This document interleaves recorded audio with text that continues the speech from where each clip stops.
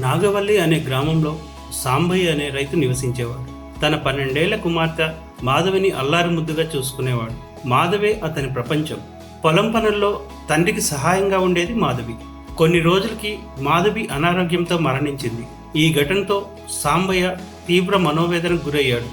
మాధవి మరణించాక అతని జీవితం ఆనందహీనంగా మారిపోయింది. ప్రతిరోజు తన కుమార్తె జ్ఞాపకాలను గుర్తు చేసుకుంటూ బాధపడేవాడు.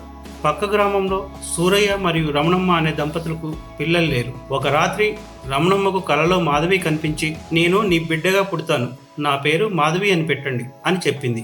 ఆ కల నిజమైంది. రమణమ్మ గర్భవతి అయింది. కొన్ని నెలల తర్వాత రమణమ్మకు పాప పుట్టింది. వారు ఆ పాపకు మాధవి అని పేరు పెట్టారు. 10 సంవత్సరాల పాటు మాధవి ఆ గ్రామంలోని స్కూల్లో చదువుకుంటూ పెద్దదైంది. సాంబయ్యకు ఇప్పటి వరకు తన కుమార్తె జ్ఞాపకాలతోనే బతుకుతున్నాడు.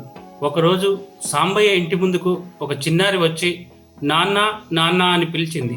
ఆ పిలుపు విన్న సాంబయ్య బయటికి వచ్చాడు.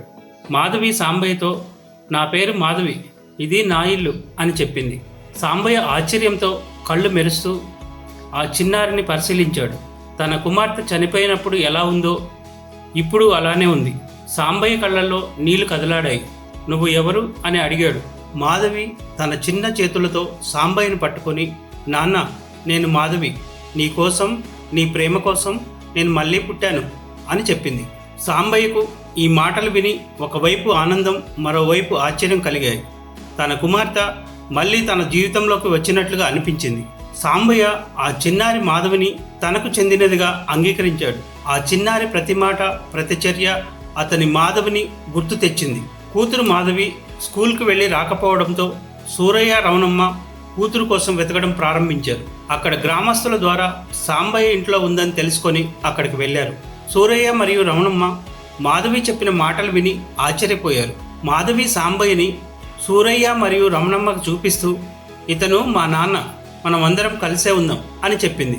సూరయ్య, రమణమ్మ ఇద్దరు కూతురు మాధవి మాటకు అంగీకరించారు. అందరూ కలిసి ఒకే ఇంట్లో ఉండడం ప్రారంభించారు. మాధవి తన గత జీవితంలో జరిగిన విషయాలను చెబుతూ ఇంట్లో తిరుగుతూ ఉంటే సాంబయ్య జీవితం ఆనందంగా గడిచింది.